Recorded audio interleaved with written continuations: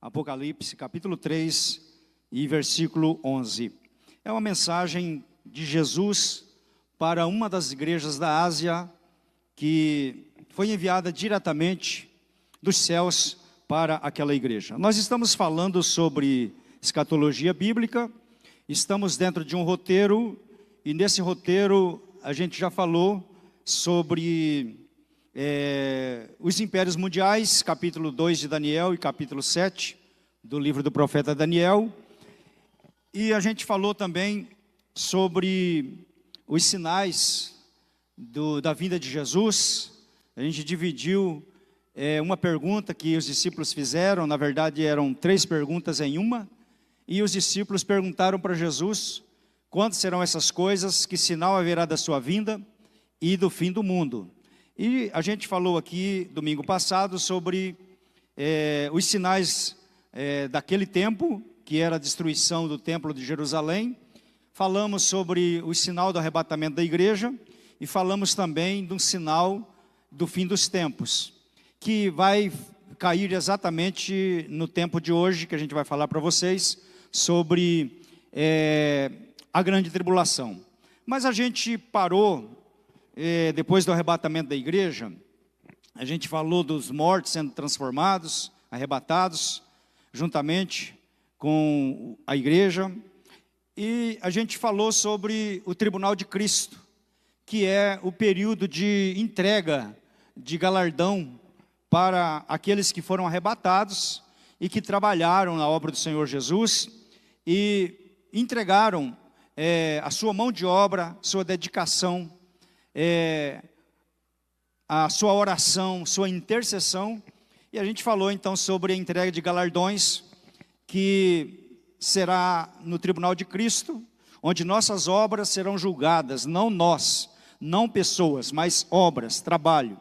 A gente falou que tem 6 tipos de obras: tem madeira, feno e palha, e temos também o ouro, prata e pedras preciosas, e elas serão examinadas pelo fogo. Então aquela obra que permanecer, esse terá recompensa.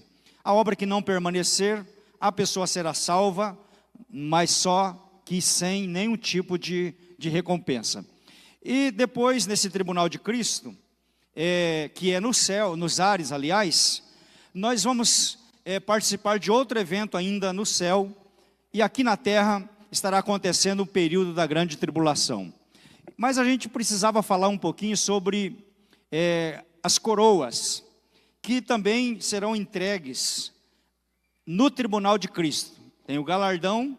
Esse galardão é uma espécie de condecoração, onde as pessoas galardoadas desempenharão atividades no céu, atividades na terra no período do milênio, e elas assumirão o seu posto de trabalho, de liderança, de acordo com o tamanho do galardão que recebeu, tá? Mas a Bíblia fala muito sobre coroas, e nós temos algumas variedades de coroas que serão entregues na eternidade. Pode passar. Uma das coroas que a gente vê que será entregue na eternidade, logo que a gente for arrebatado, nós vamos receber a coroa da vida.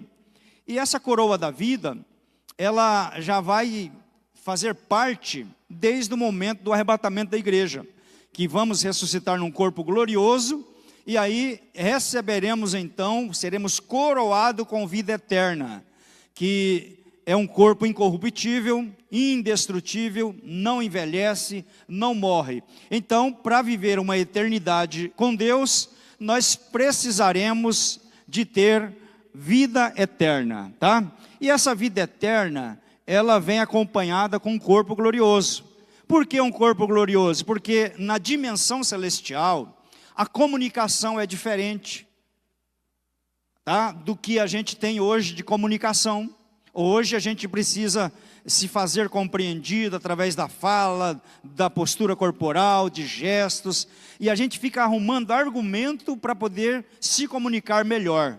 E se a pessoa tem um probleminha de ouvido, já não entende o que foi falado para ela. Mas com o corpo glorioso, nós teremos então a coroa da vida, e aí com esse corpo glorioso nós estaremos prontos, aptos a desfrutar da eternidade. Na comunicação no céu não será como aqui, tá? Hoje a gente precisa falar, precisa apresentar a pessoa. No céu, só de olhar a gente vai saber quem é a pessoa. Não tem que ficar apresentando, olha, Sara, esse aqui que é o tal do Abraão que a Bíblia fala. Lembra dele? Aí a Sara, o senhor que é Abraão? Então no céu, irmãos, a nossa comunicação não será nesse nível que temos aqui na terra. Ela será numa outra dimensão. Por isso, corpo glorioso, coroa da vida. Amém? Segunda coroa é a coroa de glória. Então, por que essa coroa de glória? Irmãos, essa coroa de glória é a herança que a gente vai receber na eternidade. Quando Jesus respondeu a Pedro, que ele perguntou, nós deixamos tudo e te seguimos, o que é que nós vamos ganhar com isso? Olha, nesta vida sem vezes tanto e por fim a vida eterna. Então, essa coroa de glória é a recompensa para os salvos. A Bíblia diz que o sofrimento do tempo presente não dá para se comparar com a glória que teremos no porvir. Então, nós seremos portadores da glória de Deus. A glória de Deus, ela foi demonstrada de forma bem simples, bem resumida para Moisés. Quando ele esteve no monte por 40 dias, ele esteve muito perto de Deus, e aí ele desce de lá, com o rosto brilhando, e era preciso cobrir o rosto, para que as pessoas não ficassem ali com um problema na sua visão. Pedir, olha, cobre o rosto, porque a gente não consegue olhar para você. Então a coroa de glória que a gente vai receber, irmãos, essa linguagem de coroa, figurada, a gente pensa assim, nossa, se eu receber 4, como que eu faço? Vou usar uma por dia?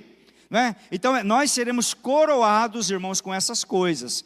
E a partir do instante que formos coroados com a coroa de glória, nós seremos embaixadores da glória de Deus. Onde chegarmos, a glória de Deus chega junto. Amém? Outro tipo de coroa, vamos colocar a coroa incorruptível. Faz parte também do corpo glorioso, sem corrupção, sem enfermidade, tá? E essa coroa incorruptível, irmãos, ela vai trazer para a gente uma mente extraordinária. Hoje, o ser humano mais inteligente usa 10% do seu cérebro. Mas quando nós formos transformados em um corpo incorruptível, nós teremos 100% da mente de Cristo. Porque para aprender na eternidade, nós teremos que ter outro tipo de mente, não esse cérebro cheio de esquecimento, de Alzheimer, e tem que tomar remédio, daqui a pouco esquece, não é? E no céu não, tudo será em outro nível, em outra situação, em outra dimensão. Então, a coroa incorruptível vai nos dar isso. E todo aquele que luta, exerce domínio próprio em todas as coisas, ora, eles o fazem para alcançar uma coroa incorruptível. Uma corruptível. Nós, porém, lutamos por uma coroa incorruptível. Amém, gente? Mas aí tem a coroa da justiça. Que representa a coroa da justiça? Irmãos, qual o nosso senso de justiça hoje?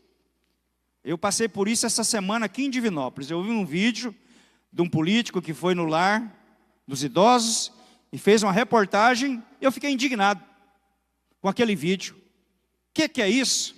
Está dando banho nos idosos 4 horas da manhã? Tem bicho no ouvido dos idosos? Eu fiquei indignado. Mas daí veio o outro lado e mostrou. Não é bem assim não. É feito assim, assim, assim, assim, está tudo bem, está tudo ok, aqui estão os laudos. Eu mudei de opinião, porque eu ouvi o outro lado. Mas eu já estive num tribunal do júri, e ajudando no julgamento de um assassino, e quando o promotor vinha e fazia acusação, eu ia para o lado do promotor. O promotor mostrava as provas, não, o promotor está certo, isso é assassino, tem que condenar. Mas daqui a pouco veio o advogado de defesa. E o advogado de defesa pintou aquele assassino, irmão, de uma maneira tão bonita que eu mudei de opinião. Falei, não, é um coitado, vítima da sociedade. Mas aí tinha réplica, veio o promotor, mudou minha cabeça de novo. Aí veio o advogado de defesa, mudou minha mente, porque eu fiquei naquele jogo. Então, como é que nós vamos julgar o mundo? Como é que nós vamos julgar os anjos com esse senso de justiça que a gente tem hoje? Se conta uma versão, a gente acredita, mas se vem o outro lado, a gente muda de lado. Que nós não temos, irmãos, o senso de justiça necessário. Mas lá no céu, a Bíblia diz, aliás, que nós vamos julgar os anjos, que nós vamos julgar o mundo, nós vamos ajudar no julgamento das nações. Qual o senso de justiça que a gente tem para fazer isso? Como não errar no julgamento?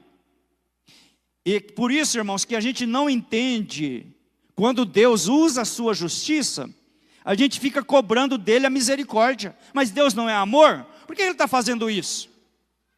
Porque Deus tem um senso de justiça diferente do nosso. Ele julga com equidade. Ninguém é indesculpável diante dele. Então tudo que ele faz já é baseado na sua justiça. Não tem erro na sentença. E a gente interpreta como se fosse uma punição além da medida. Não, Deus pegou pesado. Mas o dia que você estiver assentado do lado de Jesus para ajudar no julgamento, você vai pensar com essa mesma cabeça que Deus pensa hoje. Senso de justiça. Você tem uma ideia? Lá no juízo final, é provável que vai ter uma situação de uma mãe julgando o filho. Ou de um filho julgando a mãe. Ele do lado de cá do tribunal, junto com Jesus. E aí, quem é que está na fila para ser julgado e mandado para o inferno? Um parente, um filho, uma mãe, um amigo muito chegado. E como é que esse irmão vai fazer para julgar um parente? Com a coroa da justiça. E a pessoa vai poder gritar: mãe, aqui é fulano de tal, a senhora não lembra de mim. Mas a mãe agora tem um senso de justiça que foi dado por Deus. E ela vai julgar, conforme a Bíblia diz, com a reta justiça. Então, por isso, irmãos, Deus vai nos dar isso aqui de presente. Porque as atividades que a gente terá na eternidade, nós vamos precisar desses recursos para poder executar o nosso trabalho. Amém? Até aqui, gente? Beleza. Então, terminamos isso aqui, vamos fazer de conta que aconteceu o arrebatamento da igreja, a igreja já foi transformada, arrebatada, passou pelo tribunal de Cristo, nas nuvens, e aí, pode mandar o outro slide, vai acontecer o segundo episódio, agora no céu. E que segundo episódio é esse? Bodas do Cordeiro. Enquanto na terra está acontecendo o quê? Grande tribulação. Então, o que são as bodas do Cordeiro? É o casamento de Jesus com a igreja. Apocalipse 19, 7. Regozijemo-nos e exultemos e demos-lhe glória, porque são chegadas as bodas do Cordeiro, e já sua noiva se preparou. Foi-lhe permitido vestir-se de linho fino, resplandecente, puro, pois linho fino são as obras justas dos santos. E disse-me: escreve, bem-aventurado aqueles que são chamados à ceia das bodas do Cordeiro. Disse-me ainda: estas são as verdadeiras palavras de Deus. O casamento de Jesus com a igreja é no modelo judaico. Como era o casamento no modelo judaico? Tinha a promessa. Às vezes, quando nascia uma criança, uma já era prometida para outra família. Olha, minha filha vai casar com seu filho. Não sei daqui quanto tempo, mas já fica prometido, já fica arranjado. Passava-se o tempo, então o noivo, o rapaz, vinha na casa dos pais da noiva, e ali oficializava então o casamento. Foi aquilo que aconteceu com Maria e José. Estava desposada, prometida, dada, já estava acertados os detalhes.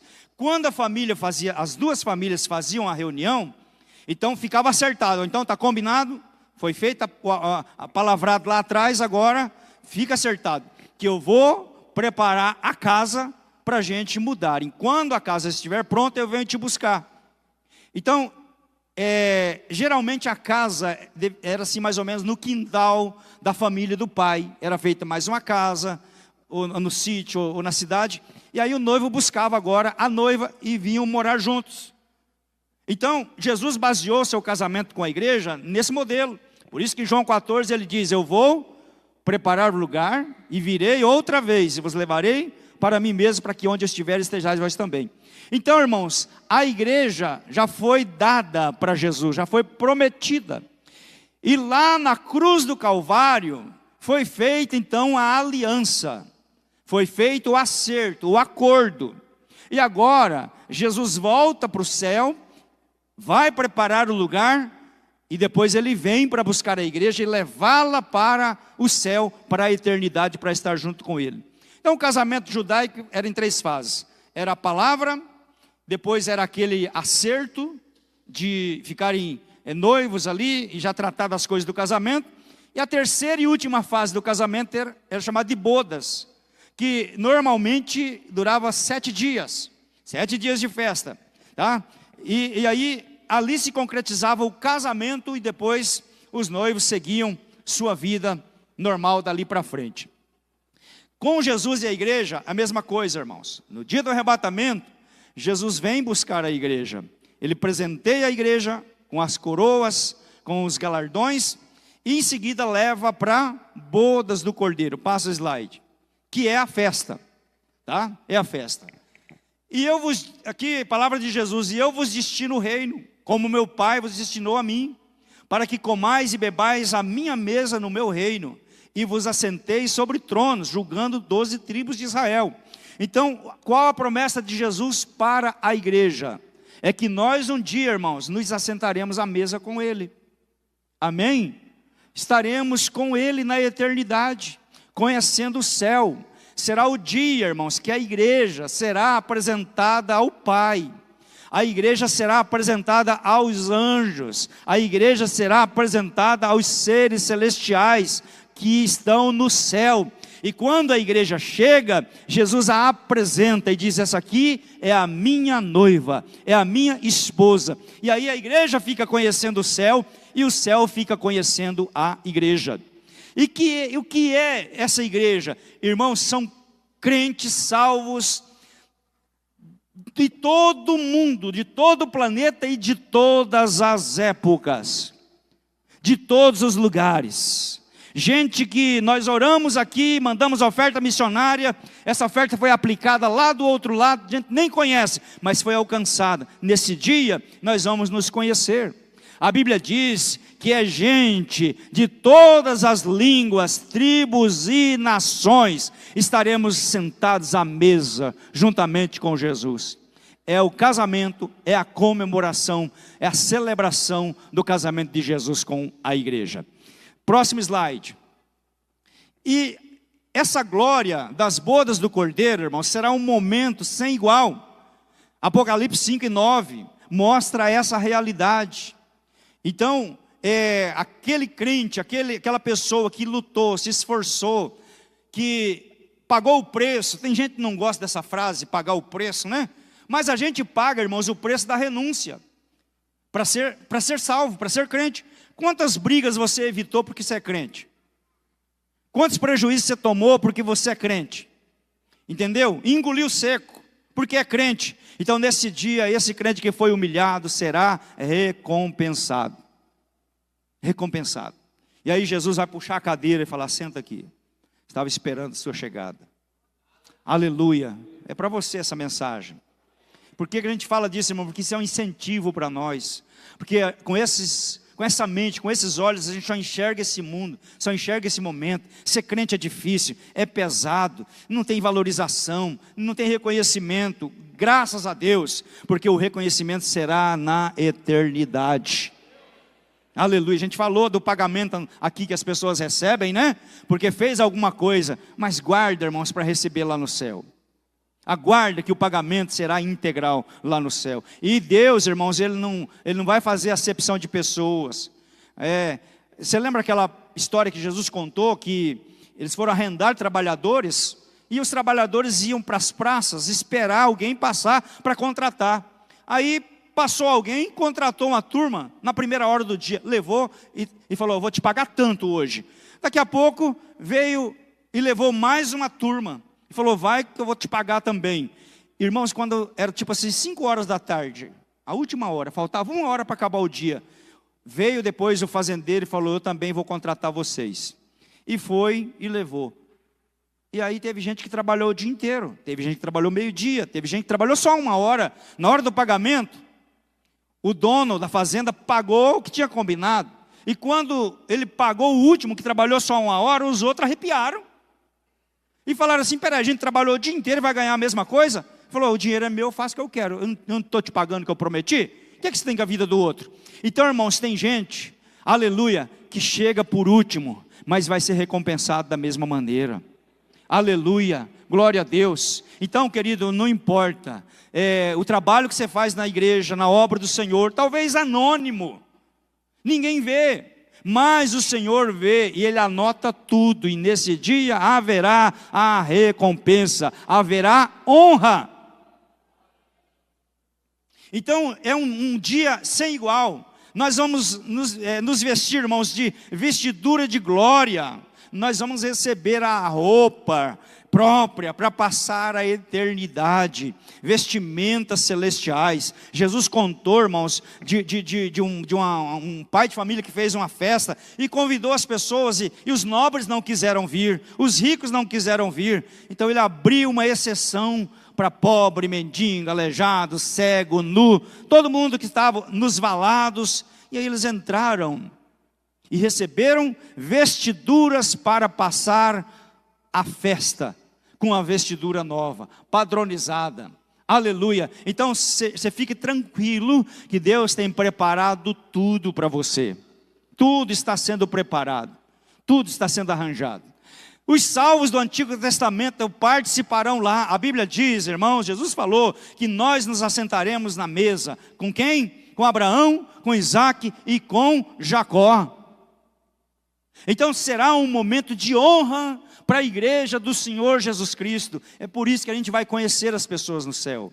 Nós vamos nos relacionar com essas pessoas. Então a gente prega hoje sobre Abraão, sacrifício de Isaac, prega sobre Davi e Golias, prega sobre Isaac, prega sobre Jacó que lutou com o anjo, prega sobre esses personagens todos, irmãos, que a gente só conhece eles por causa da história que está na Bíblia. Mas um dia nós estaremos próximos, juntos. Aleluia. Imagina a alegria, você olhar para o apóstolo Paulo e falar assim: você me ajudou muito, rapaz, com os seus ensinamentos. Aleluia. Oh, Davi, você me inspirou bastante, rapaz. Abraão, o pai da fé, sou crente por causa de você. Estudei bastante na escola dominical sobre sua vida e agora você está aqui do meu lado. E Jesus, irmãos, servindo a mesa. Aleluia. Ele próprio fazendo a declaração de amor, dizendo assim: eu desejei muito ter esse momento com vocês. Então essas são as bodas do Cordeiro que Deus tem preparado para nós.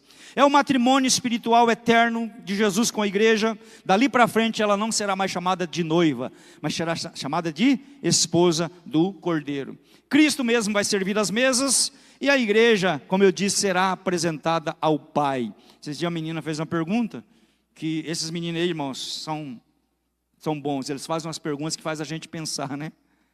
Aí falou: pastor, como é que vai ser lá no céu? E como a gente vai ver Deus agora, dessa vez vai dar para ver Ele? Eu acredito, irmãos, que com um corpo glorioso a gente vai poder enxergar. A gente vai poder ver a pessoa do Espírito Santo, o Senhor Jesus, face a face. Aleluia. Quantas vezes a gente cantou aquele hino, Rosto de Cristo, né?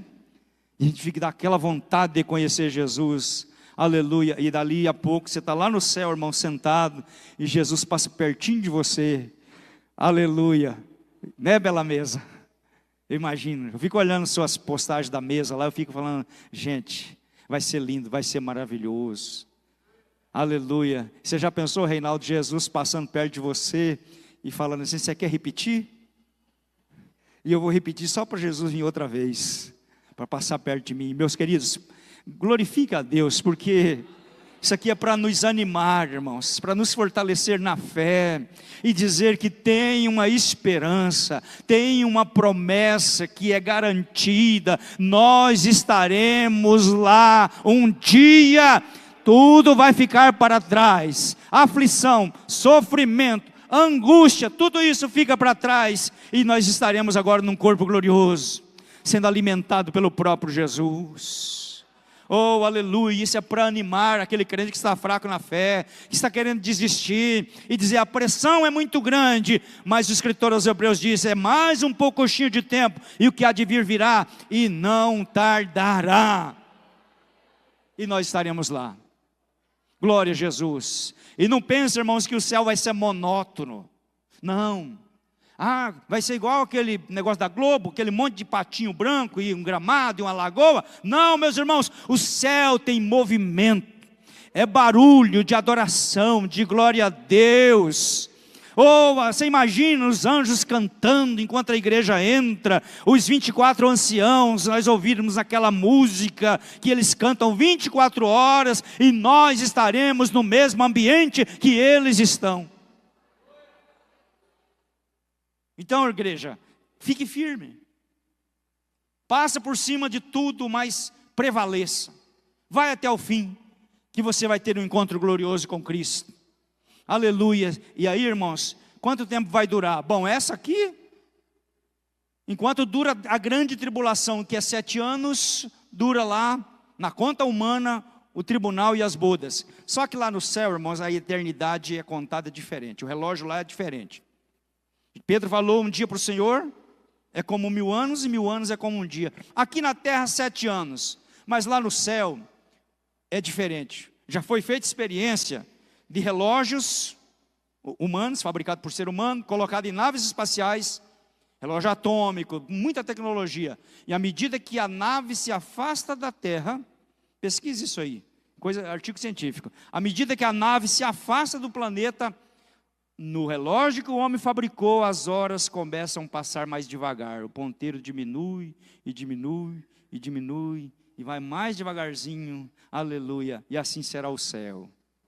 Aqui na terra 7 anos, mas esses 7 anos lá na... Porque, irmãos, você pensa a fila de crentes chegando para receber o galardão, um por um, e depois as coroas, e depois essa festa, até Jesus alimentar todo mundo. Então, irmãos, não se preocupe, Jesus é o Pai da eternidade.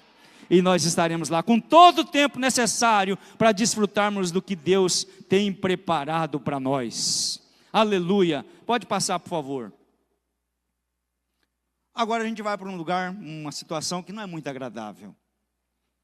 Vamos deixar a igreja lá comemorando, desfrutando, comendo, repetindo, né?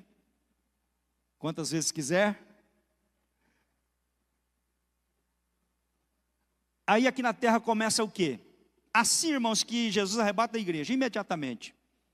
Começa um período chamado grande tribulação, e é grande mesmo. O texto diz assim, olha, que nesse tempo haverá grande tribulação, como desde o princípio do mundo até agora, não tem havido e nem haverá. O que é grande tribulação? A gente então vai passar um tempo falando disso aqui. E por que a gente fala dessa grande tribulação? Por quê? A igreja precisa saber, irmãos, a Bíblia fala que a gente tem que estar pronto para responder a razão da nossa fé. E a gente não pode ser ignorante, sabe? E o crente vacilão, o desviado, ele tem que saber o que está esperando aqueles que não aceitam Jesus, aqueles que não são fiéis. Do mesmo jeito que tem uma promessa para os fiéis, para os salvos, que é o céu, é a eternidade, é a glória, também tem uma recompensa para os infiéis. Aquela pessoa que ouve o evangelho, rejeita, combate, persegue. Aqueles países que fecham as portas para a igreja pregar o evangelho, sabe? Aquelas pessoas que zombam, aquelas pessoas que riem da pregação do evangelho. Então, Deus tem reservado esse pequeno período de 7 anos para uma grande tribulação. Pode passar. E o que é esse negócio chamado grande tribulação? É logo após o arrebatamento da igreja, tá? Um período de 7 anos.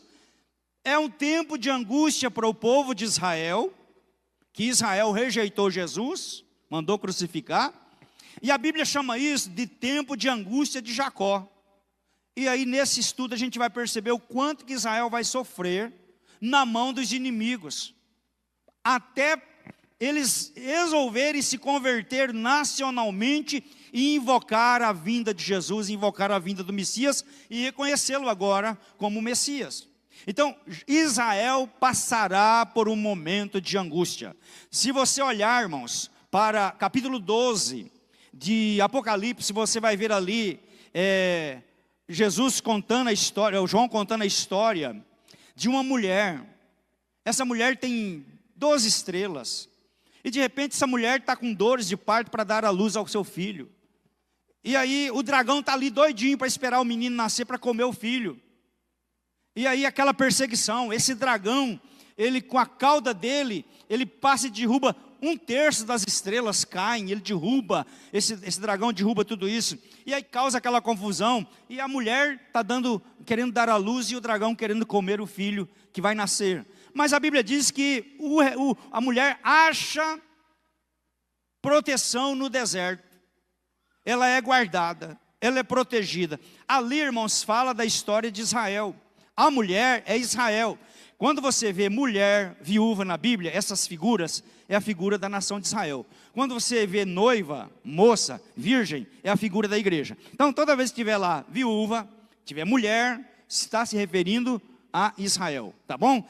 E ali aparece a figura dessa mulher. Quem é o menino? O menino é Jesus, que Herodes tentou matar. Quem é o dragão? É o diabo, que derrubou uma terça parte das estrelas. Quem eram essas estrelas? Os anjos que participaram da rebelião.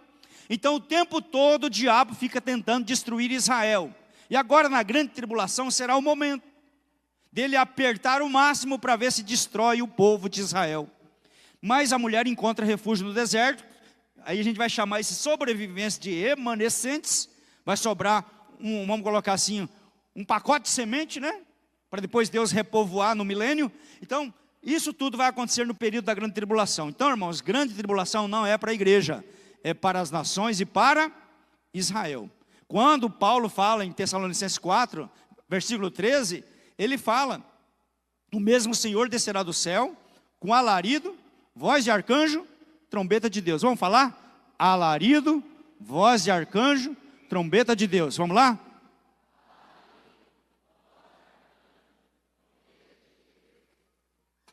Alarido é para a igreja, barulho, despertamento. Então o alarido é para a igreja. Voz do arcanjo, para Israel. Arcanjo está ligado a Israel, voz do arcanjo. Trombeta de Deus, para que a trombeta? Para as nações. Então a volta de Jesus tem a ver com 3 povos: igreja, Israel e as nações. Então Israel será contemplado com a grande tribulação. Derramamento da ira divina, tá? E é chamado dia da vingança do nosso Deus.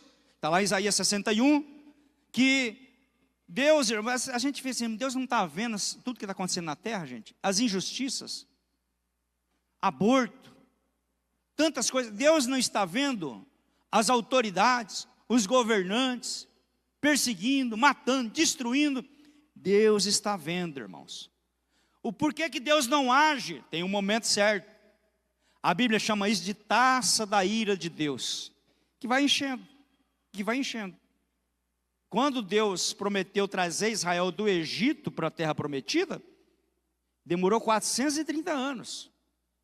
A Bíblia diz que Deus não trouxe Israel para Canaã enquanto a taça da ira dos amorreus não completou. Então Deus tem uma taça na sua mão, entenda isso. E é chamada de taça da ira de Deus.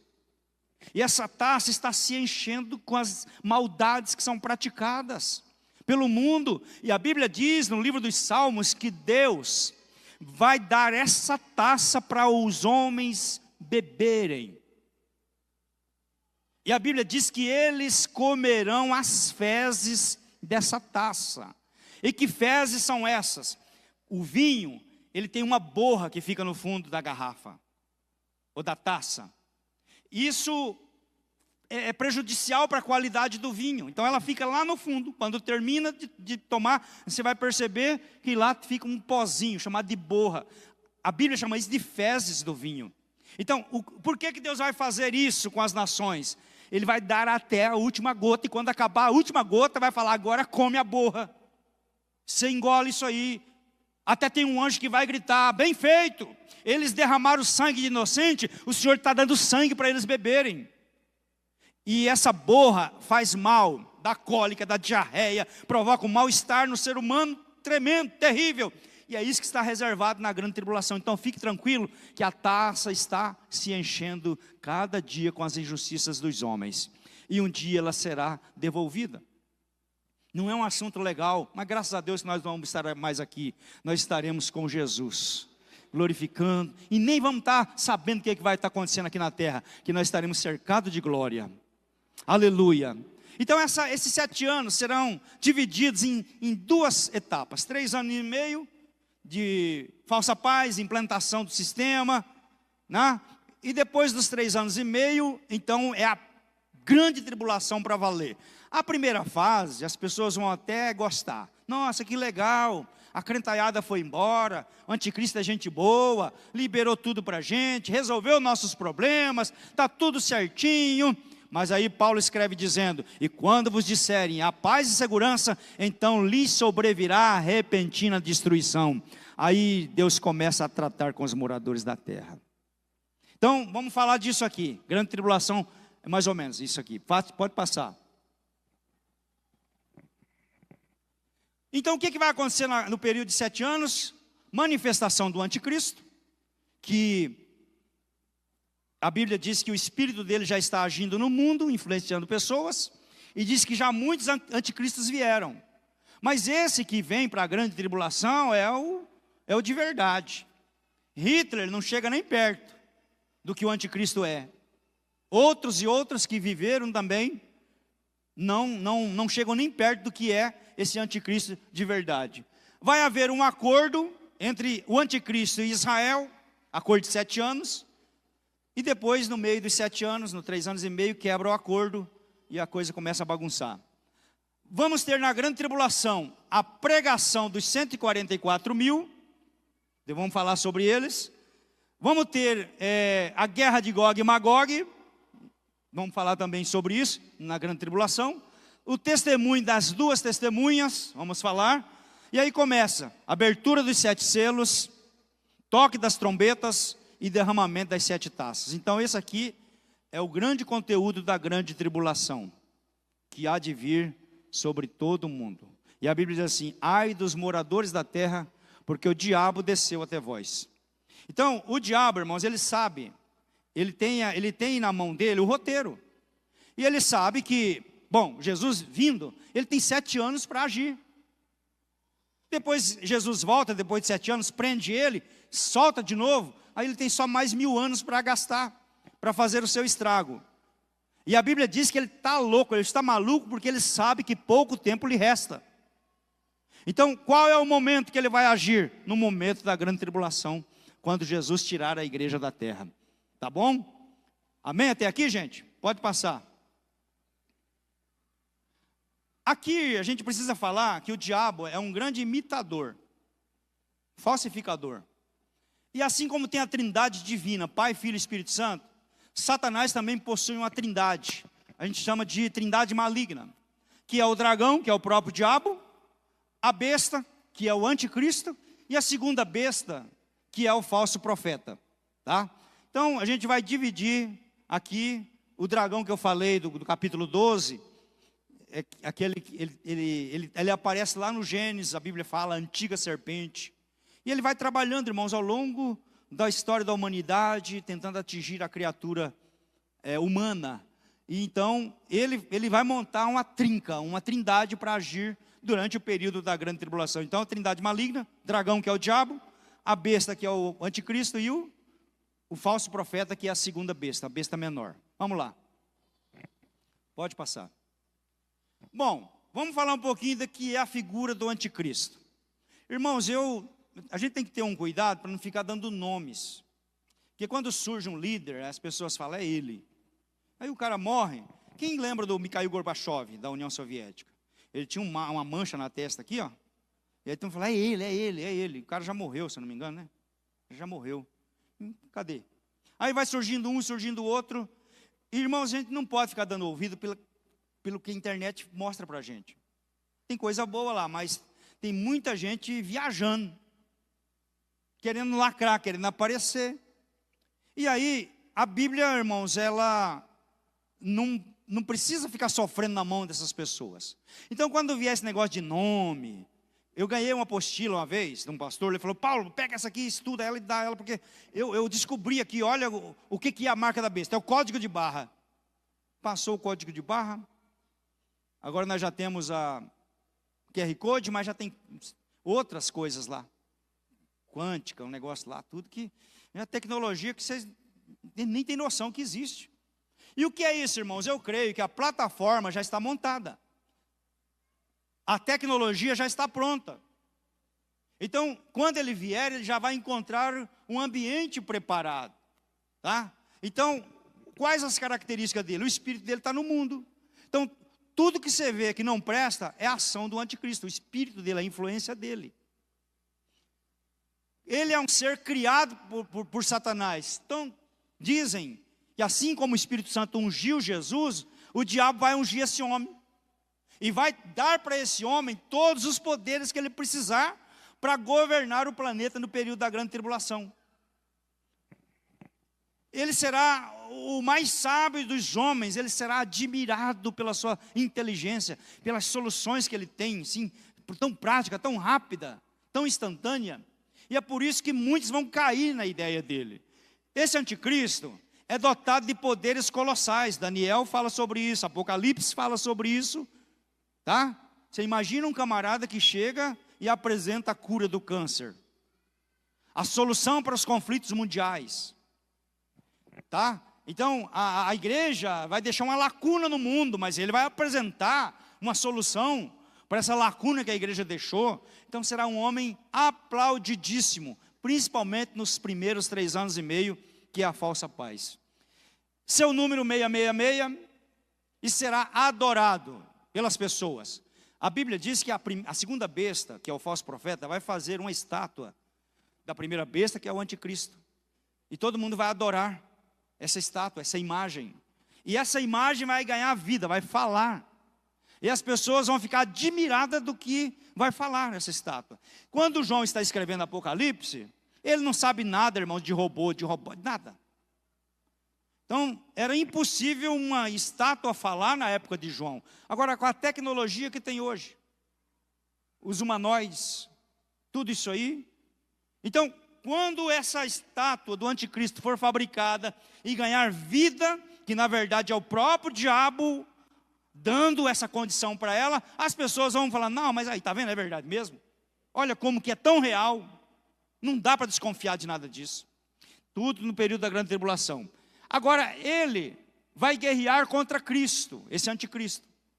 Principalmente ali na hora que Jesus estiver para voltar no final dos 7 anos, ele vai reunir todo o seu exército, acampar contra Israel, porque o diabo sabe que o lugar que Jesus vai pisar é no Monte das Oliveiras, e ele vai mirar todos os mísseis, as bazucas, todos os armamentos de guerra, apontado para o Monte das Oliveiras, porque é ali que Jesus vai pisar. E ele vai tentar fazer guerra, mas não vai dar tempo.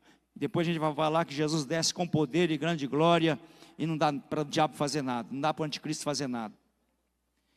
Aí ele é preso e lançado no lago de fogo por 1000 anos, para que Jesus governe com os moradores da terra, com a igreja, com Israel e assim por diante. Ele vai ser um gênio em oratória, tá? Que vai convencer. Não sei se vocês já ouviram o discurso de Hitler. Hitler era um camarada da fala fina, mas ele tinha uma oratória tão grande que as pessoas caíam na dele, uma facilidade tremenda, uma habilidade para dominar, usando as palavras certas, as colocações certas, se identificando com as pessoas, dizendo, olha, eu sou melhor do que Jesus, tá? Vocês aproveitem a minha liderança, o meu governo, porque eu sou bom, olha as soluções que eu trago, olha aqui, eu promovo paz entre as nações. Então será um camarada, irmãos, bom de lábia, bom de lábia. Um gênio político, como eu disse, para fazer acordo. Hoje a briga entre Israel e Palestino, que ninguém consegue, ele chega e na boa ele consegue fazer um acordo. Irã, Israel, Rússia e a Ucrânia. Então quando ele chega, por causa da sua habilidade política, ele consegue fazer um jogo que agrada todo mundo. E que todo mundo fica bem. E eles vão dizer, é isso que a gente precisava. Olha como o planeta ficou bom agora. Porque temos um governante mundial. E vocês acreditam, irmãos, que já existem falas de grandes líderes dizendo que o mundo precisa de um governo único. Até o Lula, no outro mandato, ele colocou isso dizendo, nós temos que trabalhar para que o mundo tenha um governo único, um homem que governe todas as nações. E é isso que vai acontecer na grande tribulação.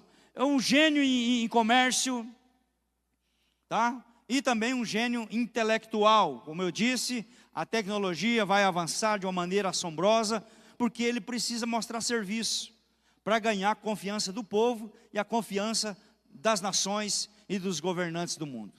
Pode passar. E a marca da besta?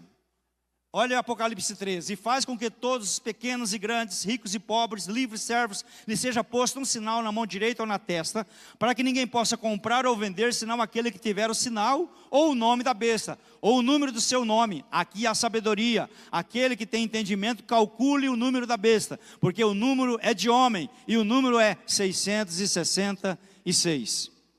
Gente, há muito questionamento sobre isso.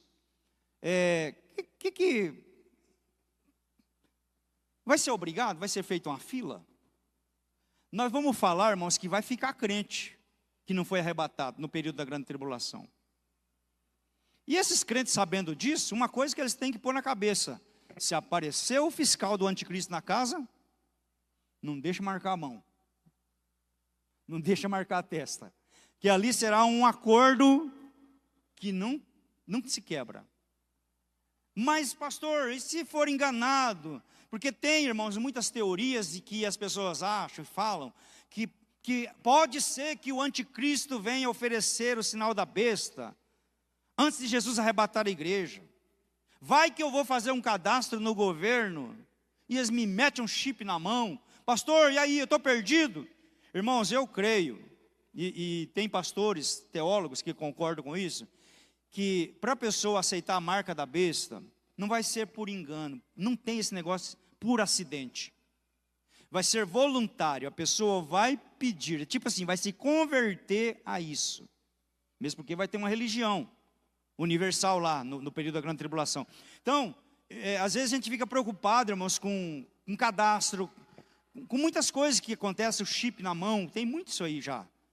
E as pessoas, então, por via das dúvidas, deixa rolar o tempo, né? Deixa rolar o tempo, deixa para isso aí ser depois da grande tribulação. Não vai sair correndo atrás desse negócio. Eu vou lá, que agora o cartão de crédito vai ser aqui, ó. Põe um carocinho de arroz aqui dentro, já resolve tudo. Então, eu creio que não vai ser por acidente, não vai ser por engano. Vai ser, as pessoas vão saber o que estão aceitando e estão se convertendo aquilo ali. Tá bom, gente? Amém? Vocês estão caladinhos, irmãos? Vocês estão com medo? Que quando eu era menino, eu sonhava com o arrebatamento da igreja e ficava morrendo de medo, acordava assustado, que no arrebatamento da igreja eu não conseguia subir. Eu subia até no teto e voltava. Eu ficava apavorado. Quando eu ouvia uma pregação sobre a volta de Jesus, meu Deus do céu, aquela noite eu ia sonhar. E pior que o corpo estava pesado, não subia. Fique tranquilo, irmãos, porque quem é salvo, ele recebe o testemunho dentro do coração de que ele é salvo. Isso aqui não entristece, isso aqui não assusta, isso aqui nos alegra, porque nós temos certeza da nossa salvação. Amém, gente? Pode passar. E esse, então, eu falei do anticristo, né? Agora tem o falso profeta, que é a segunda besta. O primeiro, a Bíblia diz que ele sai do mar. Mar representa nações. Ele é um sujeito que vai ser empossado, apoiado por líderes mundiais, 10 potências. Aí a gente fica tentando, mas quais serão os países que vão apoiar o anticristo? Irmãos, já se pensou que seria Rússia, que seria Irã e tal, deram nome para essas nações, China, Coreia do Norte e tal. Só que hoje o mundo está dividido em blocos. Tem o Mercosul, Mercado Comum Europeu, tem o que mais? Liga as nações árabes, Liga Árabe das Nações, tigres asiáticos, as nações africanas. Então você pode ver que o mundo hoje está distribuído em blocos. Então, aqui no Mercosul, um dos presidentes, ele fica por um período presidindo o Mercosul, e assim por diante, nos países afora. Então, quando o anticristo tiver que conversar, ele não tem que conversar com quase 200 presidentes, ele conversa em bloco. Isso tudo já está sendo preparado, irmãos. Eu tive lá na Bélgica, tem um lugar lá chamado, o Parlamento Europeu. Então, atrás do Parlamento Europeu tem uma besta, é um animal, tipo uma onça, um leopardo, e uma mulher sentada em cima dela. Está lá, isso aí. E o pastor Marcelo me falou, Paulo, aqui tem 666 cadeiras.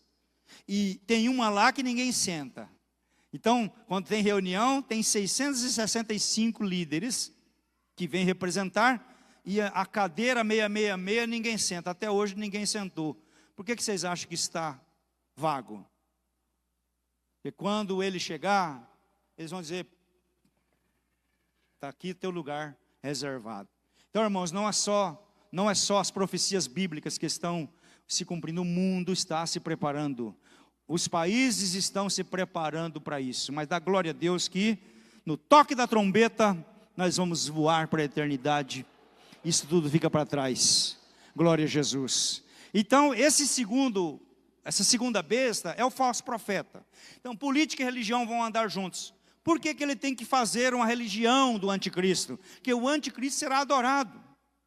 E aí, esse profeta, esse falso profeta, ele vai ter poder para fazer fogo cair do céu, fazer milagre, operar maravilha, para convencer o povo a adorar o anticristo, religião do anticristo. Então, hoje tem problema com os muçulmanos, tem problema com os cristãos, é muita religião, e uma combate a outra. Não tem jeito, irmãos, de fazer um culto e você chamar o muçulmano para participar de um culto da Assembleia de Deus, dá problema. Mas o falso profeta vai conseguir trazer todo mundo para o mesmo lugar, para ter essa religião, uma religião universal para servir aos interesses do anticristo. E ele faz sinais, né, diante da vista dos homens.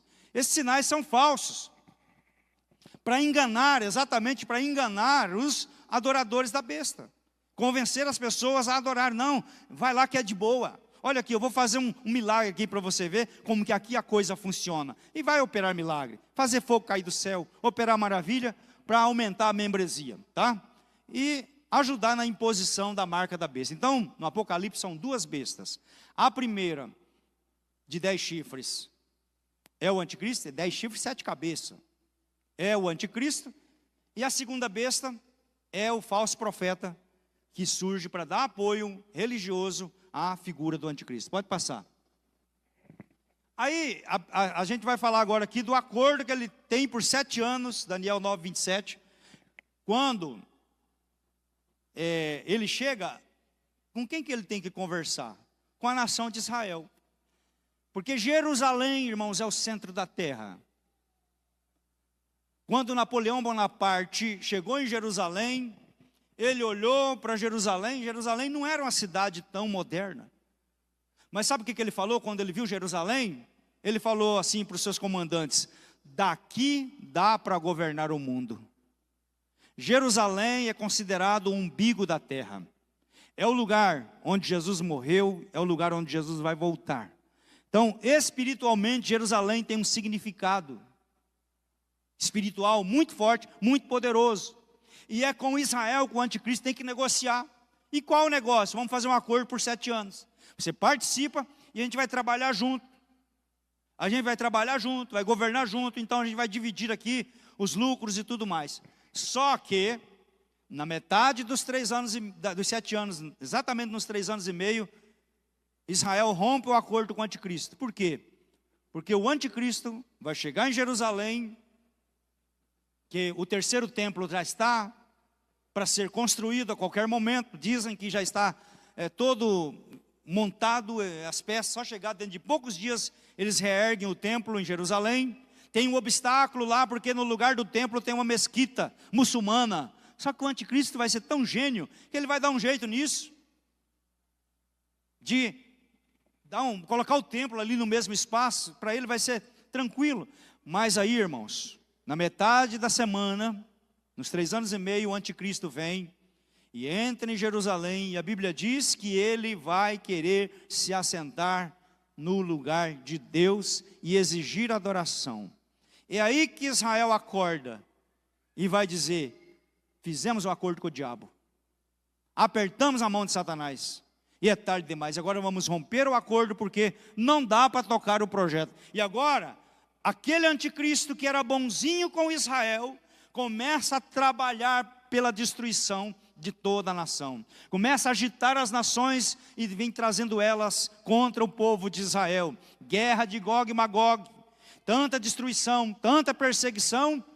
E Israel agora fica oprimido, pressionado, e lá no finalzinho terá que clamar por Deus novamente e clamar pela vinda do Messias. E a Bíblia diz que eles vão ver aquele a quem eles transpassaram, e vêm e socorrem Israel e livra da mão do anticristo. Então, essa abominação é justamente a entrada do anticristo lá, tá? Pode passar. Ele será um sujeito arrogante. Tem político aí, irmãos, que o cara não é nada, chega lá, senta naquela cadeira, aquilo lá parece que o demônio entra no sujeito, ele se transforma. Uma arrogância tremenda, poder. Agora você imagina o poder do anticristo, com esse poder todo de Satanás. A Bíblia diz que ele vai proferir palavra contra o Altíssimo e vai agradar a população que pegou raiva da igreja, que pegou raiva dos evangélicos, que pegou raiva de Jesus. Então ele vai falar a palavra e destruirá os santos do Altíssimo. Esse santo do Altíssimo é da nação de Israel, é a igreja que não foi arrebatada, os crentes que não subiram no arrebatamento da igreja, será perseguido pelo anticristo. Cuidará em mudar os tempos e a lei, eles serão entregues nas suas mãos por um tempo, e tempos e metade de um tempo, exatamente 3 anos e meio, e a profecia está em Daniel, tá gente? Exatamente batendo com os 3 anos e meio que a gente está falando aqui, que vai aparecer em Apocalipse também, essa conta aí. Aí, esse rei, que é o anticristo, fará conforme sua vontade, se levantará, engrandecerá sobre todo Deus, contra o Deus dos deuses, falará coisas incríveis e será próspero, até que a ira se complete, porque aquilo que está determinado será feito. Presta atenção aqui, não terá respeito aos deuses de seus pais, nem terá respeito ao amor das mulheres, e nem qualquer deus, porque sobre tudo se engrandecerá. Por que você acha a cultura da ideologia de gênero? Então, não vou falar isso para você não, mas as pessoas não precisam se assustar se de repente o anticristo chegar lá, não é homem nem mulher, e ninguém vai se assustar, porque o negócio está tão normal, está tão comum, e ele vai odiar, e não vai ter respeito pelo amor das mulheres. E o mundo, irmão, já caminha para isso tudo normalizado, ninguém se assusta mais. Você vai no shopping, você passa na rua, sabe? E as pessoas não têm mais vergonha de pecar e de se apresentar. Antes era feito às escondidas, mas hoje está muito claro, é na televisão, é em todos os lugares, se apresenta essa modalidade, sabe? Mas é por aí que vai caminhar mesmo, irmãos, para agradar todo mundo. Então essa é o trabalho e a arrogância do anticristo. Pode passar. Eu tenho 5 minutos, vamos deixar isso aqui para a próxima etapa. Sobre as 2 testemunhas, passa para mim mais alguns slides. Vamos falar sobre elas, pode passar. Pode passar. Os 144 mil judeus. Pode falar, pode passar. Pode passar. Aí, essa aqui é a guerra de Gog e Magog, domingo a gente fala sobre ela. Pode deixar ali, filho. Parece que o que está acontecendo hoje entre Irã, Israel e os palestinos é uma guerra parecida com Gog e Magog. Mas esse Gog e Magog aqui, irmãos, é para a grande tribulação. Quando Israel romper com o anticristo, começam então as guerras contra o povo de Deus. Aí a gente vai falar um pouquinho, eu queria explorar isso aqui, porque está muito atual esse assunto. Então, queridos, que Deus nos abençoe. Eu creio que eu estou falando aqui para pessoas que não vão participar nem um minuto da grande tribulação, nem como aquele que fica deixado para trás no arrebatamento da igreja, mas eu creio que os teus ouvidos estão afinados para ouvir o toque da trombeta, o chamado, a convocação, aleluia. Irmãos, a ressurreição dos santos, ela vai acontecer. Então quem morreu salvo, pode ficar tranquilo que eles estão guardados com Cristo e vão ressuscitar. Mas Paulo diz, e nós os que estivermos vivos, seremos transformados e subiremos junto com ele a encontrar com o Senhor nos ares. E no último versículo ele diz assim, portanto, consolai-vos uns aos outros com essas palavras. Irmão, nunca se precisou tanto de falar desse assunto na igreja. Um dia um menino chegou para mim, depois do estudo, falou, Paulo, ele não era obreiro ainda. Vamos supor que eu tenho um primo, que ele não é muito certinho na igreja, não é muito crente. Vai que esse meu primo não sobe no arrebatamento da igreja. O que ele tem que fazer, se porventura ele não for arrebatado. Falei, rapaz, seu primo é você, né? Dobra o joelho aqui, vamos resolver isso agora, que não compensa ficar na grande tribulação fazendo a tentativa da repescagem. Tem que estar pronto, todo momento, toda hora e todo instante, aguardando a volta do Senhor Jesus. Aleluia, bendito é o nome do Senhor. Irmãos, e nós temos que amar a volta de Jesus e falar assim, nossa, tomara que fosse hoje. Paulo falou, nós temos que amar a vinda de Jesus, porque vai pôr um ponto final, irmãos, na angústia, no sofrimento, na tristeza, na expectativa. E aí quando Jesus vier arrebatar a igreja, não importa em que estado você está, fisicamente, emocionalmente, se você estiver pronto, você será arrebatado, será chamado. Irmãos, e eu creio que nós somos a geração do arrebatamento. Eu não creio que virá outra geração depois de nós, porque todos os sinais, irmãos, confirmam que a volta de Jesus é iminente, e nós somos a geração do arrebatamento. Aleluia, fique de pé por favor, adore ao Senhor nesta noite, porque essa palavra ela vem para trazer despertamento e confirmação. Aleluia. E eu quero orar, irmãos, por pessoas que estão aqui hoje, que querem ter um encontro com Jesus, um encontro pessoal. Não estou falando de você levantar a mão e dizer assim, olha, eu quero ser dessa igreja. Eu quero que você tenha um entendimento diferente, que você tenha a convicção do Espírito Santo dentro de você, testemunhando. Não é a igreja que diz quem está pronto, quem será ou não arrebatado. Não é aquela lista, o recenseamento da igreja que diz, olha, esses aqui serão salvos, esses não. Quem pode dizer isso é você. Mas eu te digo, busque intensamente a garantia da sua salvação. Se tiver alguém nesta noite que quer vir aqui à frente receber uma palavra de oração, venha. Alguém que está enfermo, tem pessoas que vieram aqui hoje para receber oração, pode vir. Pastor Adiel está te aguardando aqui para orar e ungir você. Quem é a pessoa que pediu, pode vir. Aleluia.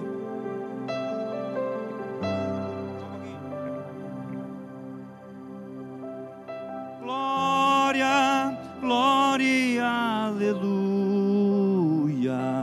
O meu nome ouvirei Jesus chamar. Cante. Glória, glória, aleluia. O meu não era ouvir Jesus a me chamar. Cante. Glória, glória, aleluia. O meu nome ouvirei Jesus chamar. Glória, glória, aleluia.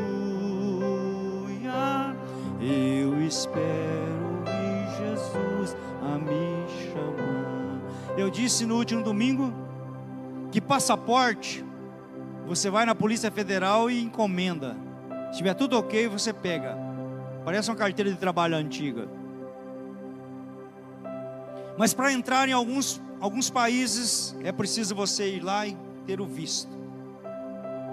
Eles vão analisar o perfil, vão pesquisar sobre sua vida e vão carimbar e dizer assim, a hora que você quiser você pode entrar no nosso país. Então tem muita gente, irmãos, que está enganado. Aceitou Jesus um dia e adquiriu o passaporte, mas quando olha no passaporte, tudo em branco, não tem o visto. E é triste